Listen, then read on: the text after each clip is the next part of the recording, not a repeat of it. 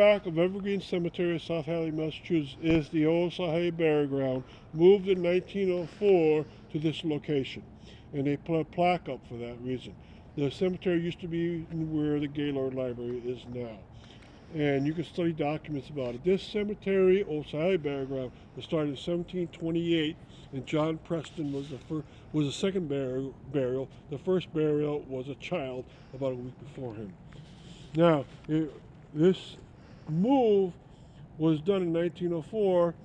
Many other people have stones. It was known about 600 people were transplanted into Evergreen. About 406 of them are in the quadrants, and the first quadrant is to our right, front. And the first stone you see is the Butts family. The Butts family have a very sad story. They used to live on the part of Lyman Street furthest to the west, and the father had gone away on business. The mother and her 3 sons were still home, and it was December, and the house caught on fire.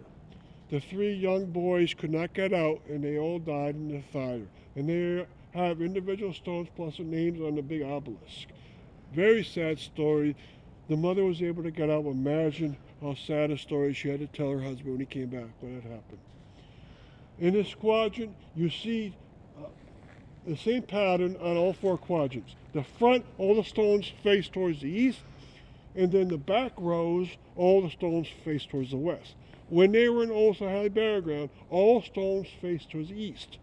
So they made it so you can walk around and read the stones as you walk a quadrant, but that's not the way it should be. It should be all facing towards the east, and everyone should have a footstone, and they don't.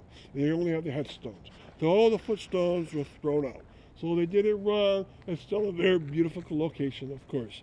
Now, towards the left-hand side is quadrant, and you can see here many families are inside it. Each section would have 100 burials. Each section would have the body probably towards the front when the quadrant is facing east, and towards the back when the quadrant have stones facing towards the west. The White family is in the front row with an obelisk in the second row, and each of these individuals have stories. There's a book written by Jesse Lee that describes all these stones, gives a small story about each one.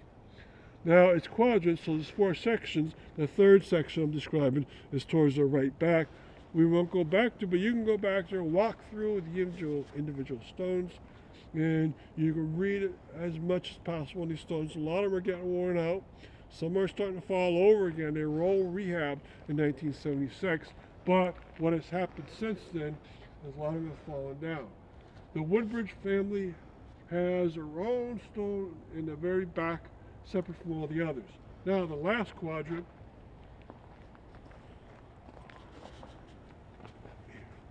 the last quadrant includes not only the quadrant, but in the very, very back, keep walking back there, you're going to find 4 stone pillars only a foot high that mark out where there are 70 burials where the burial person is not known.